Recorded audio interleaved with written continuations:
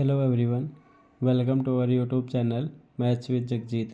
आई hope आप सभी ठीक हो गए। आज की न्यू वीडियो में हम क्लास 10th का चैप्टर नंबर 7 की जो एक्सरसाइज है 7.2 उस एक्सरसाइज का लास्ट क्वेश्चन नंबर 10 को सॉल्व करेंगे। इस क्वेश्चन को सॉल्व करने के बाद हमने चैप्टर नंबर 7 के एवरी क्वेश्चन को बहुत ईजी वे में एक्सप्लेनेशन करके हर क्वेश्चन का सॉल्यूशन की वीडियो बना के हमारे चैनल पे अपलोड कर दी गई है। अब आप चैप्टर नंबर 7 को बिल्कुल इजी वे में हमारे चैनल पे विजिट करके हर क्वेश्चन को बिल्कुल इजी एक्सप्लेनेशन के साथ समझ सकते हैं। तो इस चैप्टर की हमने एक इंट्रोडक्शन टू कोऑर्डिनेट ज्योमेट्री के नाम से एक वीडियो अपलोड की गई है।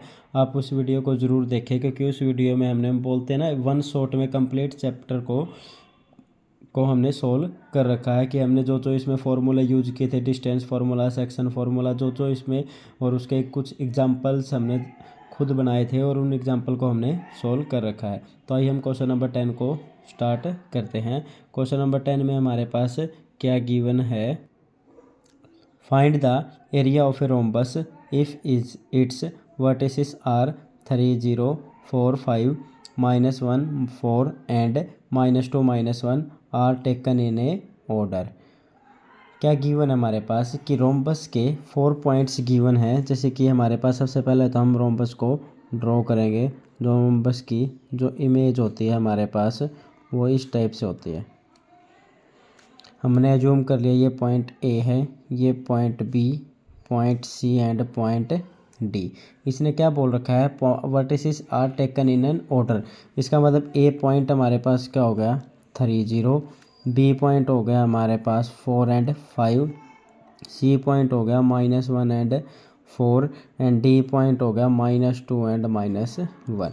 अब रोम्बस की हमारे पास सबसे पहले तो हमको रोम्बस की प्रॉपर्टीज़ के बारे में पता होना चाहिए कि रोम्बस की ऑल साइड्स हमारे पास क्या होती है, इक्वल होती है। और जो डायगोनल्स होते हैं ए सी एंड बी डी, हमने अज्यूम कर लिया कि ओ पॉइंट पे है तो ए ओ सी इक्वल होगा, ओ डी ओ बी के इक्वल होगा। और जो डायगोनल होते हैं ये परपेंडिकुलर होते हैं हमारे पास, तो ये एंगल होता है जो हमारा क्या होता है 90 डिग्री का होता है। ये हमारे पास रोम्बस की प्रॉपर्टीज़ होती है। तो इस क्वेश्चन में हमको फाइंड आउट क्या करना था, find the area of a rhombus. और इस क्वेश्चन में हिंट भी ऑलरेडी गिवन है कि जो एरिया ऑफ रोम्बस होता है वो हमारे पास वो किसके इक्वल होता है 1/2 इंटू में प्रोडक्ट ऑफ इट्स डायगोनल। इसका मतलब क्या हो गया, अकॉर्डिंग टू क्वेश्चन अब जो डायगोनल है area of rhombus A B C D वो किसके इक्वल होगा 1/2 इंटू में product of diagonal. Product diagonal कौन कौन से मेरे पास A C and B D, तो ए सी इंटू में बी डी। तो ए सी सबसे पहले तो मेरे को A C length find out करूँगा एंड फिर मैं क्या फाइंड आउट करूँगा B D length find out करूँगा और इस फॉर्मूले में वैल्यूज़ को पुट करेंगे।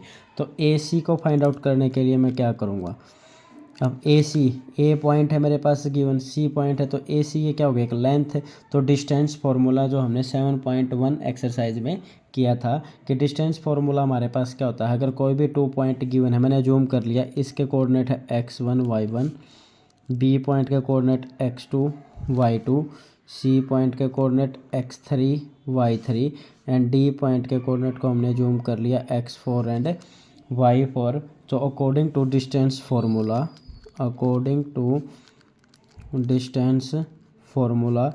ए सी की जो हमारे पास लेंथ होगी वो क्या होगी एक्स कोऑर्डिनेट में से हम क्या करते थे डिस्टेंस फार्मूला में एक्स कोऑर्डिनेट को सब्ट्रैक्ट करते हैं और वाई में से वाई को। तो x3 माइनस x1 का square plus y3 minus y1 का whole square under the root equal to x3 की वैल्यू कंपेयर करूँगा तो x3 की वैल्यू क्या है -1, माइनस में x1 की वैल्यू क्या है 3 स्क्वायर प्लस y3 की वैल्यू क्या है 4, माइनस में y1 की वैल्यू यहाँ से क्या होगी हमारे पास 0 अंडर दी इजिकल टू -4 का square 16 plus 16 is equal to √32। हमारे पास ये क्या आ गया √32 को हम क्या लिख सकते हैं, अगर इसको मैं सोल्व करूँगा तो 4√2, क्योंकि देखो √32 का फैक्टराइजेशन करेंगे क्या होगा 16, यहाँ से 8, 2 से फिर करेंगे 4, 2 से फिर करेंगे ये क्या हो गया मेरे पास 1। तो यहाँ से एक पेयर ये हो गया, एक पेयर ये हो गया 4 और रूट के अंदर हमारे पास 2 चला गया। तो √32 को मैं लिख सकता हूँ 4√16। तो AC की जो लेंथ होगी हमारे पास वो क्या होगी 4√16।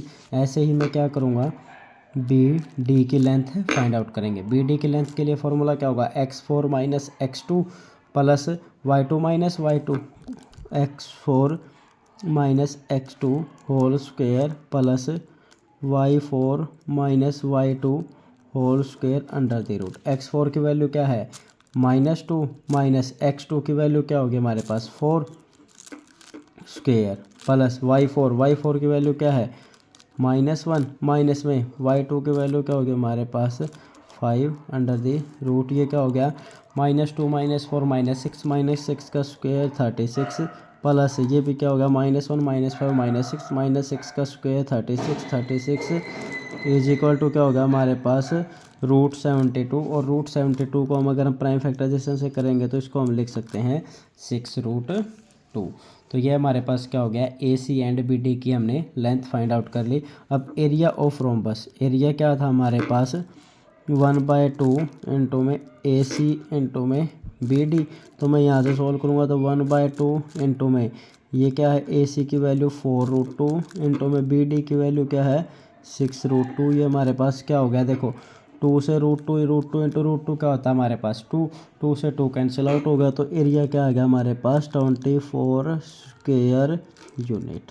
तो ये हमारे पास क्या आ गया एरिया ऑफ ए रोम्बस आ गया। कि स्क्वायर यूनिट इसलिए लिखा है क्योंकि हमेशा जो एरिया होता है वो कोई भी यूनिट होती है उसका क्या होता है हमारे पास स्क्वायर होता है। तो आज हमने जो है चैप्टर नंबर 7 का लास्ट क्वेश्चन था, question number 10 area of a rhombus, उस क्वेश्चन को बिल्कुल अच्छे से सॉल्व किया है। अब हमारा चैप्टर नंबर 7 है जो कि कंप्लीट हो चुका है। इसकी हर क्वेश्चन को की वीडियो को हमने हमारे चैनल पे अपलोड कर दिया गया है। अगर आपको वीडियो अच्छी लगे तो चैनल को लाइक शेयर और सब्सक्राइब ज़रूर करें। Thank you.